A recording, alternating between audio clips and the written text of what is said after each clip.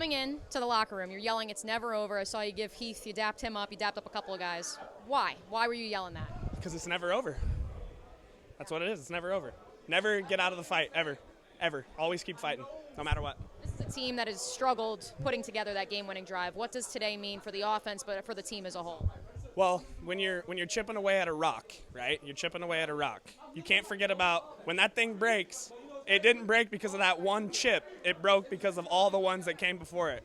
And we've been preaching it all year. It's like so hard to win in this league, but eventually that rock's going to break, and I'm just so happy. I knew Trevor. I knew he was going to have his moment. I knew it. Like, even looking back to last year, every time we had a chance in the 2 minute, I'm like, this is his moment. And it might not have been, but eventually it's going to come, and he did it. And I was like, just so cool, because like being the QB, you know, you face so much pressure, so much all this outside noise, and just to see the way he comes in and like stays level-headed is just like so inspiring, really. And I'm just so happy for him, happy for the team.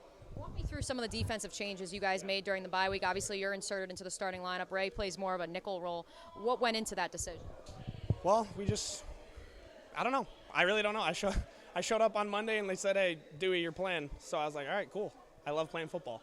But, you know, we simplified it, had a couple personnel groups, played really 3 or 4 calls really the whole game. And when you can read and react and play fast and not be thinking, you get a good result. Your locker's a couple over from him, and he's your fellow Wyoming guy. What you see out of Chad today? So happy for him. I saw him freaking throw up like 2 liters of breakfast before the game, and I was like, I remember those days, Chad. I remember when I was a rookie, just knowing that when that first bullet flies past your head, you're going to be dialed, and he was. And he played great and played hard, and that's what you get out of Wyoming Cowboys. Walk me through the fumble in particular, and what, you know, obviously there's a couple fumbles in this game against a pretty sure-handed Ravens team. What sort of spark did those provide?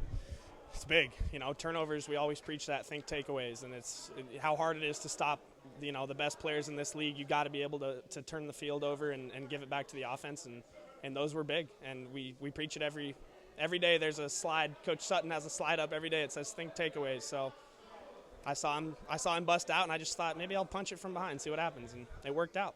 How frustrating was it? You guys won the turnover battle in Kansas City and don't come out with the dub. So how much of a focus was it this week?